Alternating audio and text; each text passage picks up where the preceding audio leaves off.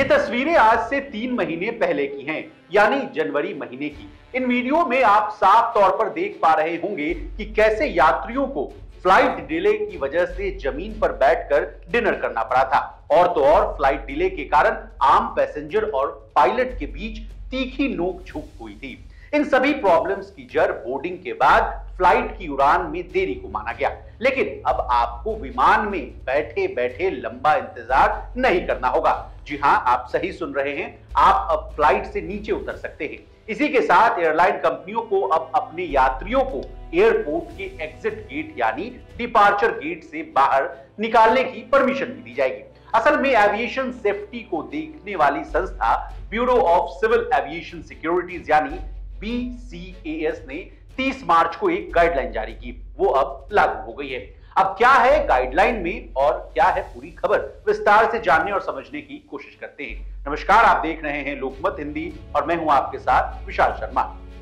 अगर किसी कारणवश आपकी फ्लाइट बोर्ड करने के बाद डिले हो जाती है तो आपको घंटों तक उसी में बैठने की जरूरत नहीं है।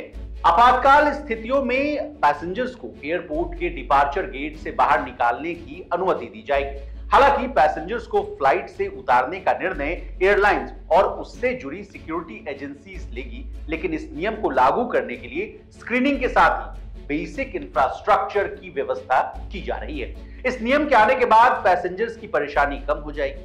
अब आपके मन में यह सवाल जरूर आ रहा होगा कि पहले फ्लाइट से बाहर क्यों नहीं आने दिया जाता था, तो इस प्रश्न का भी जवाब ले लीजिए। असल में भारत में एयरपोर्ट पर विमान पहले आओ पहले पाओ के आधार पर टेक ऑफ करते हैं। एयरक्राफ्ट टेक ऑफ की लाइन में तभी लग पाते हैं जब पैसेंजर्स को बैठाने के बाद उनका दरवाजा बंद हो गया हो। अगर कोई भी एयरक्राफ्ट गेट पर वापस लौटता है तो वो कतार से बाहर हो जाता है।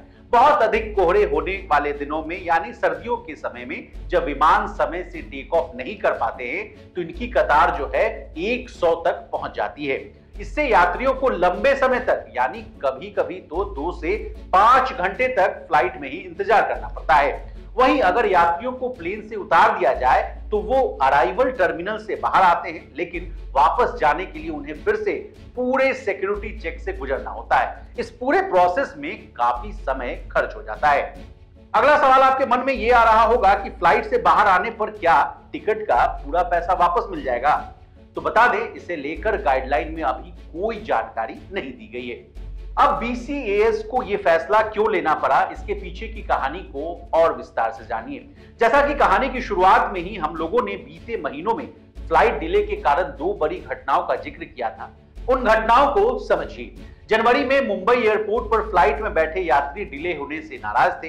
वे फ्लाइट से उतरे और टारमैक पर बैठ गए। जमीन पर बैठकर पैसेंजर्स ने डिनर किया था। नागरिक उड्डयन सुरक्षा ब्यूरो को जैसे ही पूरे मामले की भनक लगी, वे पूरे मामले की जांच की और 17 जनवरी को इंडिगो और मुंबई एयरपोर्ट ऑपरेटर पर 1.80 करोड़ रुपए का जुर्माना लगाया। वहीं जनवरी में ही एक और घटना में गोवा जाने वाली इंडिगो की फ्लाइट 6E2175 के पैसेंजर्स ने परेशान होकर पायलट को थप्पड़ मारा था।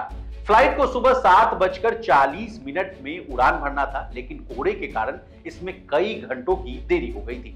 इन दोनों घटनाओं के बाद ही ये उम्मीद की जा रही है कि BCAS ने ये गाइडलाइंस जारी किया है। अब जाते जाते हम इस कहानी में BCAS का नाम बार बार ले रहे हैं या सुन रहे हैं। ये BCAS क्या चीज है, ये भी आसान भाषा में विस्तार से समझिए। साल 1978 में नागरिक उड्डयन महानिर्देशालय यानी DGCA के अधीन BCAS की स्थापना की गई थी। उस समय फ्लाइट में किडनैपिंग और हिंसा की खबरें सामने आती थी। इन सभी घटनाओं पर लगाम लगाने के लिए BCAS को बनाया गया था। अप्रैल 1987 में इसे ऑटोनोमस डिपार्टमेंट बना दिया गया। इसका काम अंतरराष्ट्रीय नागरिक उड्डयन संगठन यानी ICAO के मानकों, कार्य प्रणालियों और भारत के राष्ट्रीय नागर विमानन सुरक्षा मानकों से जुड़े प्रोटोकॉल्स की निगरानी करना है। इसी तरह देश और दुनिया और बिजनेस जगत से जुड़ी तमाम ताजा तरीन खबरों के लिए बने रहिए हमारे साथ और देखते रहिए लोकमत हिंदी।